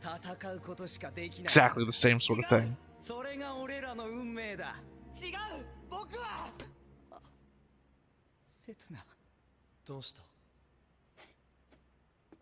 I guess he wasn't shouting it. I Look, think man, that's when we've I seen all it. got PTSD. It fucking happens. Yeah. 作業の妨害が幾度か行われたようです。国民の中には太陽光発電に反対する者たちもいますから。我々が派遣した技術者の安全を最優先にお考えください。 Oh, well, they have to put. As per what France told you. 私たちはこの国から退去することになります。 Also, as per what France told you. そのように進言しています。姫様、一度建設作業現場へ表敬訪問をなさってはいかがですか。兵や技術者たちの士気も上がりましょう。わざわざ暗殺されるために Yeah, that's what I said. コーナー大使、国連がアザディスタンへの技術支援を決めたのはなぜです？中東には技術が立ち遅れている国がたくさんあります。なのになぜ？あなた方の要請があったからではないですか。国連としてはアザディスタン王国をモデル国として You asked, they didn't. 支援の輪を広げていきたいと考えています。それにソレスタルビーイングの存在も気がかりだ。ソレスタルビーイング。戦争根絶を唱える彼らが小規模とはいえ、紛争の絶えない中東へと介入してくるのは時間の問題。紛争後の復興支援よりも、争いをなくしていくための支援が重要だと私は考えます。ご立派なお考えですこと。コーナー大使、あなたのそのお気持ちをあなた方の神に誓えますか？ I'm an atheist, so sure, yeah, why not? アザディスタンの未来をあなたの神にも。That doesn't mean anything To if you your don't believe God. in it. Yeah, and I would swear on your God, That's what not I'm saying. mine. Well, we have no That's idea. a He lot didn't of say go- anything about swearing to his own God, even when she prompted Yeah. him. So it's just, I'll swear to your God. 酔ってるんですか？いけない？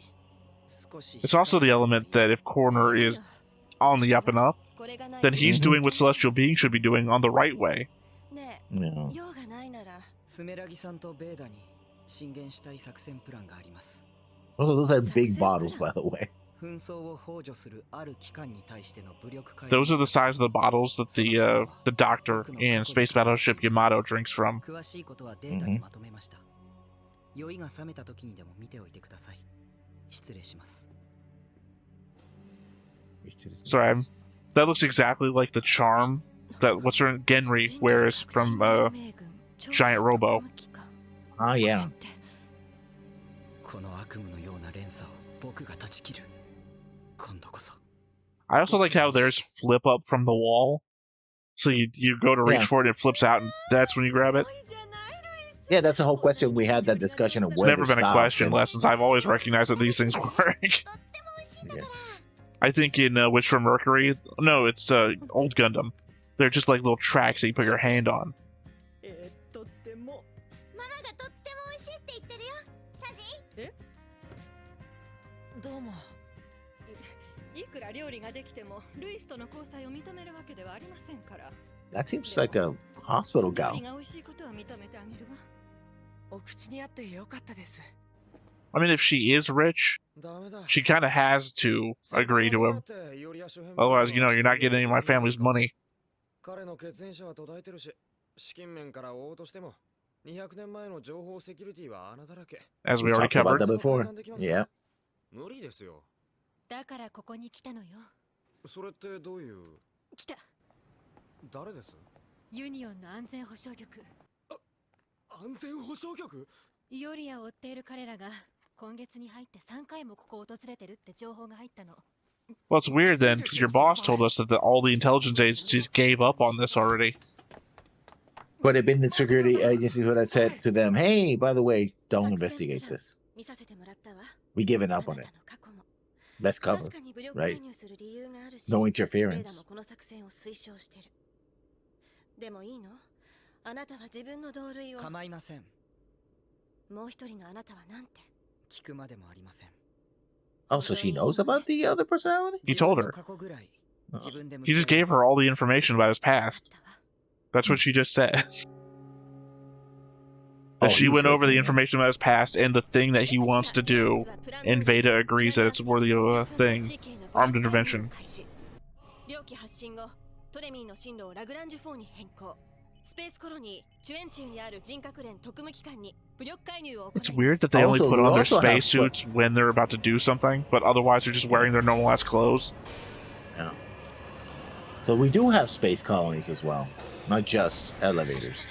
Well, we've talked about this before. Yeah, but I questioned it. You said, I don't know. Now we know. Well, I've repeatedly pointed out they're talking about sending resources up in relation to colonies. But we've never seen a colony, was my response. 引き続き、デュナメスの発信シークエンスに入ります。コンテナ、ローディング開始。デュナメス、カタパルトデッキ。作戦プラン、見させて。 Meanwhile, in a place even more complicated than the Matrix. でもいいの？ Yeah. あなたは But you see how many readouts are all around him? アレルヤハプティズム。そうか、彼は。 There's no... 人間というものはここまで愚かになれるのか。 Yeah, we'll do anything foolish. But it's a sphere. It's a sphere of readouts. You can't read shit behind you. 様の行方を探している。はい。口止めされているんですが、保証局の人は200年前に行方不明になった私の曽祖父のことを調べていました。どういう方だったのですか？材料工学の権威だったと聞いていますが、詳しいこと Yeah, that は。 would explain the Gundams. Well, he does have living relatives. Well, they already mentioned that his information could be edited. That guy could be making it up. Yeah. He could be a plant, a trap. He's there to find anyone else who's trying to find information about Allelujah. Yeah, that would make sense.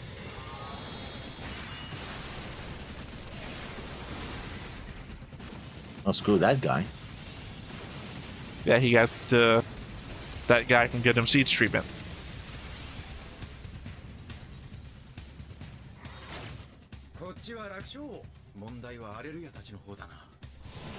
Tieria is gonna screw up the plan?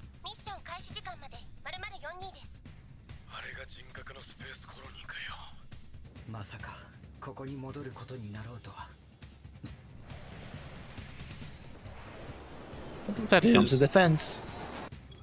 like what it's made of, the gold stuff. Because they also use it in the energy collection thing around the Earth too. Yeah. It can't be gold. There's too much of that. I mean, gold is... Oh, gold is rather rare, yeah. But I just mean it's gold in the color, so I don't know what material it actually would be. Unless they're using plating, nuclear even reactors to create gold. It could be. Which is very difficult to do, where you can't turn lead into gold inside a nuclear reactor.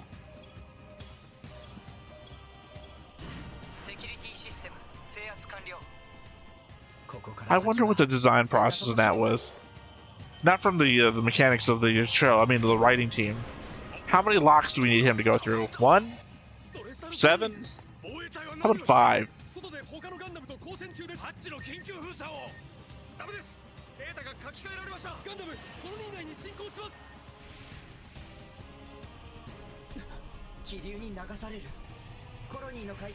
I like the tube in the middle that serves as an artificial sun. Eon had that. They don't terrorists don't care about that.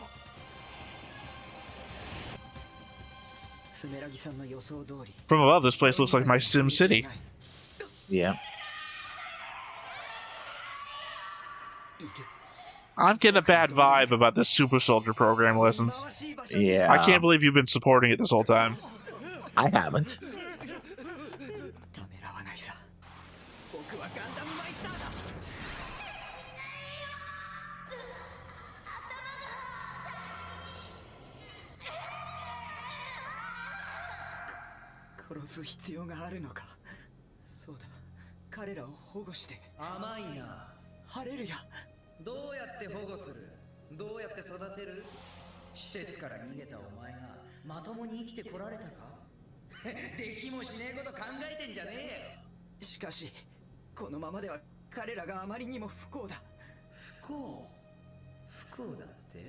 I don't feel like we're talking about leaving them at all either. No, we're talking about killing them all.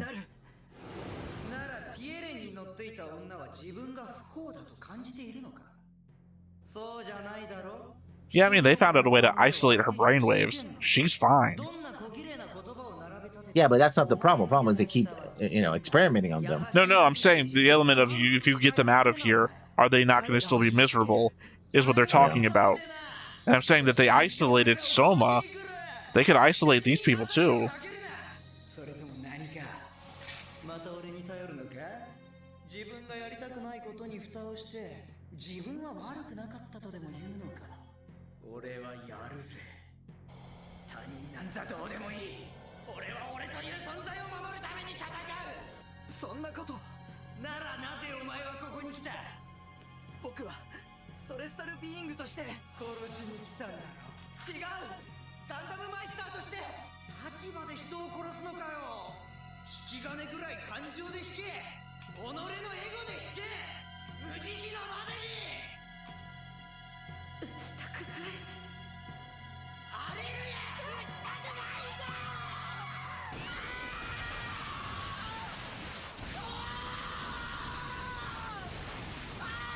Fuck those kids, I guess.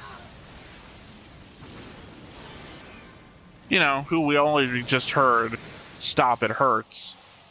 Yeah. So we're gonna rescue the kids? No, because half of my personality says that they're only gonna be suffering from here on out. I guess Allelujah or Hallelujah doesn't believe in psychological treatment. Therapy. センサーがクリオスとバーチェを捕捉しました。ミッション終了。クリスティナ、手はず通りに徴兵機関の情報をマスコミにリークさせて。了解しました。 And about how possibly we killed them all? やめなさい。アレルヤ。ソレスタルビーイングがチュチェンチューを襲撃した。目標は機関が所属する徴兵機関だ。そんな。私も知らされていない研究施設への攻撃。やはりガンダムのパイロットの中に徴兵機関出身者がいる。そして機関はそれを知っていた。違うか。いえ、知りませんでした。私の権限で研究施設を封鎖。機関には取り調べを。Do you have to? Seems like it's pretty destroyed. 待ってください。この事件はすでに世界に流れている。報告を怠り、我が陣営を不利な状況に追い込んだ。機関の罪は重いぞ。連れて行け。I mean, are they? Seems like he reports to the government, not this guy. The government would have had to have known this place already existed, so who's liable here crime-wise? Who's going to try him?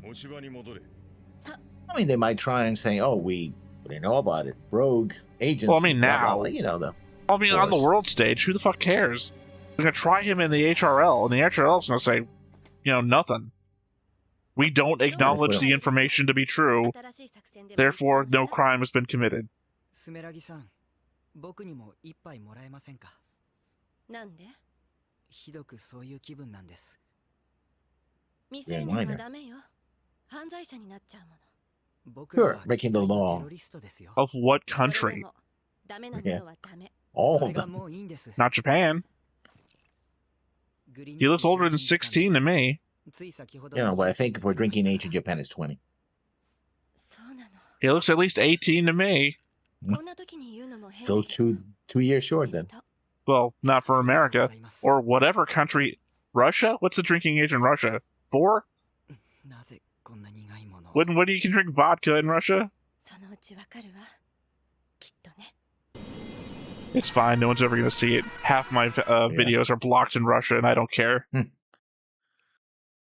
Russia and the Belarus. Mostly. I don't know what to feel about this episode. It goes in. Feel bad.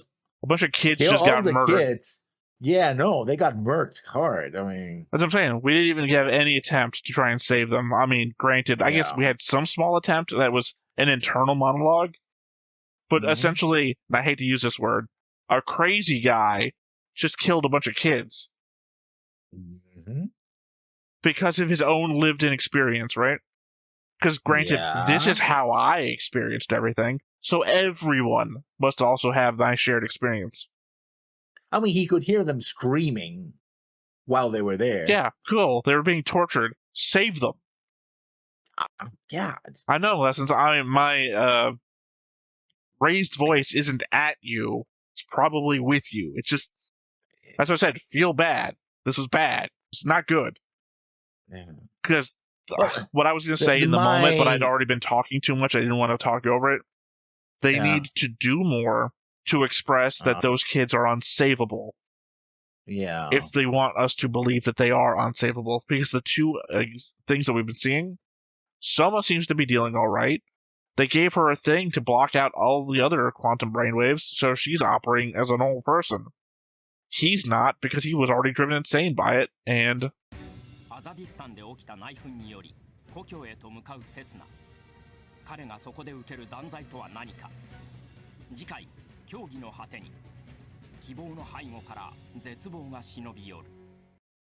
So, a civil war breaks out in Azatistan, and Setsuna is sent to his home country, which we've already covered, is not Azatistan, it's Kyrgyz, which is the next country over. Unless Azatistan conquered Kyrgyz, in which case... Okay, fair enough. That is a technicality that could plan out to be true. Although he didn't say that. No. I mean, he wouldn't if he still believed in his own country. Just because someone else conquered you doesn't mean you accept it. And it might go a ways to explaining why she says, you're from Azatistan, that she just believes that everyone that's from Kyrgyz is from Afghanistan because maybe it hasn't been expressed to us. Much like the kids suffering being immutable. Literally, we got shown a bunch of kids comatose lying down or just waiting to be inspected. But in the moment, we saw one kid in a machine. Yeah. Yeah. And the people running out, leaving him there, like, oh, we're going to save our hides. Fuck these kids, right? So again, we just didn't see anything that expresses to me that these kids are beyond saving. Like, maybe some years of therapy. Maybe, really, that's just it. I think some therapy. They have to get over or move past or live with the experiences they've gone through. But it seems to me that there's nothing shown to us to imply that the stuff they did to the brains affects them beyond what the experience that they've gone through. Again, Soma seems very apt at handling what she's been through. I mean, she's good enough that she became a soldier. I mean, she could be the one that 1 in 100, 1 in 1,000, right? Of the kids who, like, it's okay. I mean, so can he, though. He was disposed of, they said, because he went crazy. Yeah. The other listings didn't show disposed of or anything. I'm just saying they didn't give us anything to suggest these kids couldn't be saved. Like, granted, they just got murked. Maybe. I'm trying to think if there was any fat to cut here. Maybe they should have done a thing where they had one of the kids get saved, and the kid goes crazy and kills somebody. Yeah. Kills somebody, kills themselves, right? Like a horrible nothing good came from this. And then use that as the implication, oh my god, I've been reading their records. This happens every time. Something like that. Something to imply that this happens to every kid, and it's we can't reverse it because it's the brain chemistry. We fucked with all their quantum brainwaves, and when you fuck with the quantum brainwaves in the glial cells, they all become murderous, psychopath, suicidal. You've seen the happening? It's like the happening. We had the happening to everybody. Something to imply heavily that no matter what we do, we can't save these kids. Versus, well, he reasoned with himself, and then at the end shouted loud enough that he pulled the trigger anyway. Again, I just don't like the characters of Celestial Being that much. It kind of reminded me of See Destiny as well, about the lab they found, but by that time, all the kids were dead. Well, that's why I kept invoking while we were reacting. I kept saying See Destiny. Yeah. Sorry, I was about to say Gundam See Destiny. It's like, no, it's the same show. But, I mean, no, we saw that lab when they were alive, because we saw flashbacks to what was happening there, plus in Stargazer, we see the kid in there. Yeah. I mean, I'm not going to defend this. I can't. No way. I'm not doing it. Not happening. Well, I mean, I kind of have defended it from the element of what they could have done. But they didn't, so I can't. No, that's what I'm saying. My defense of it would be a hypothetical, have to show us that this is something you don't come back from. Because we have two examples right now, and granted, one of them is a mass murderer of children, and the other one is a high-functioning member of, not society, of the military. And to moving on, is Corner setting up Princess to get murked as well? Well, I mean, let's look at the two things. We've come into your country to hopefully stop the fighting so that we can then give you the technology that you need to then become a society that doesn't fight. Kind of a catch-22, but whatever. And the next time on, a civil war has broken out. Yeah. So let's look at the two things. I come to bring peace. A civil war has broken out. Well, I will say that 00 doesn't shy away from these subjects, All right, final thoughts? But I think the problem you have and the problem I'm having is that we're supposed to sympathize with Celestial Being, whatever they do, right? I don't know that we're supposed to. Be the hero. I don't know that I'm of the mindset that I'm watching this and I'm like, I don't know what writer would think that I'm supposed to side with them. Again, you say you're supposed to. And sometimes the kickback that I've gotten in the past, granted, again, I was being more flippant, jokey, whatever. I don't know if the kickback was supposed to be these are great characters. Like, the thing that I often see from reactors is that they will dislike a character from early on stuff, but the character evolves over time to become a better character, and people that have already watched the whole show will leap to the defense of a character that becomes a better character, regardless of how they are when you see them and don't like them. So if Allelujah becomes like the greatest character in the fucking show, kind of hard to make it. You gotta be. You can't defend them from this moment, though. Yeah, no, you gotta pull a seriously Michael J. Straczynski to do that, and even then, he never had his ostensibly villains in the beginning. Just I don't know who you just referenced. 505. That's JMS. And JMS. J. Michael Straczynski. Yeah, you said Michael something Straczynski, and I was like, what the? That's what I'm thinking to myself. JMS. Well, I don't know what J stands for, but it's not Michael. Oh, JM. It's Michael. Yeah, Michael Straczynski. Yeah. Yeah, but it's JMS, so his name starts with a J name. Yeah, I said J. Michael Straczynski. I don't know what the J stands for, so I didn't say that. Well, I didn't hear that. All I heard was Michael, and I swear you said a middle name, so that's how I was thrown. And even then, he never had like Jakar just murder a bunch of kids. Like, no, we can't save them. Kill them all. Right? You know. He would have. He would have. It seemed that that was the direction. Season 1 Jakar would have killed a bunch of Satara kids. I don't think so. Dude was going to get a bunch of his own people murdered to get them telepathic powers. Well, not murdered. Okay, killed. They would have been dead, Lessons. They would have been dead. Why would they have been dead? No, they would have been. They would have been dead because the thing would have killed them. They would have given them drugs to give them telepathic powers that would have killed a portion of their own population. Well, and again, season 1 Jakar was well on the hate Centauri train. Yeah, Centauri was on the Macross. Was well on the hate Centauri train. So yeah, he would have been. You know what Londo becomes with mass driving on the I forget what the planet's called. Yeah, the Narn planet. Yeah, the Narn Prime, I guess. Narn. When in doubt, in Babylon 5, just add Prime to the end. It's probably the name of the homeworld. Yeah, he would have mass drivered Centauri Prime the same way that Centauri eventually mass driver Narn Prime. That doesn't sound right. I'd probably just call it Narn. It's Narn. I mean the planet. Just Narn. Yeah. Yeah, that's what I'm saying. The Narn from, they're the Narn from Narn. It's probably just Narn. Yeah, I know. Stop arguing. All right. I'm agreeing with you. So yeah, that's all I'm saying. You're saying even Jakar wouldn't have done this. I'm thinking Jakar would have done this. But also, JMS has written so much other shit you probably could reference. I'm pretty sure there was probably Jack the Ripper in an episode of Real Ghostbusters. And Babylon 5. No, I know that, but that wasn't the... He only existed within the scope of JMS telling his story after the Vorlons had taken him from Earth way back when. I'm saying that Real Ghostbusters probably had Jack the Ripper in it, though. Yes. The ghost of Jack the Ripper. They had the Boogeyman. As we all know, the Boogeyman, right up there with Jack the Ripper. He's a killer of kids. That's why he's a Boogeyman. Is he? Yeah. I don't actually know what the Boogeyman does. It's like everyone kind of vaguely knows what Bloody Mary did. Death, basically, that's what it is. He scares kids to death, basically. I think that's what the Boogeyman is supposed to do. See, growing up, all I know is the Boogeyman is scary. I don't know why they're scary. You just avoid the Boogeyman. Anyway, yeah, so those two questions. It's Corner setting up the princess to be killed, and WTF, what the fuck? You just killed a bunch of kids. What's to be gained from that?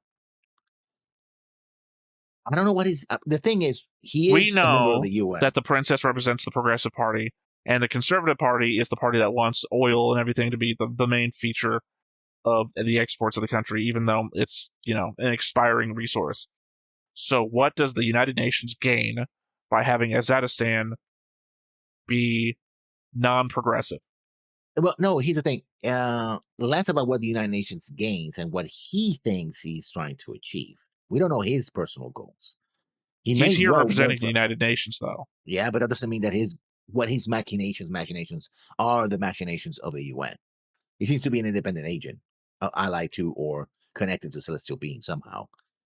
And we speculated whether a Celestial Being is an unknowing arm of the UN or not, or their own thing, or, would explain where they're getting their resources. Besides, one rich guy 200 years ago has a lot of money, All right, then. Well, with all that said, remains to say that I have been Theta, This has been Lessons. We've been Stoneface Reactions, and we will catch you next time. Bye-bye.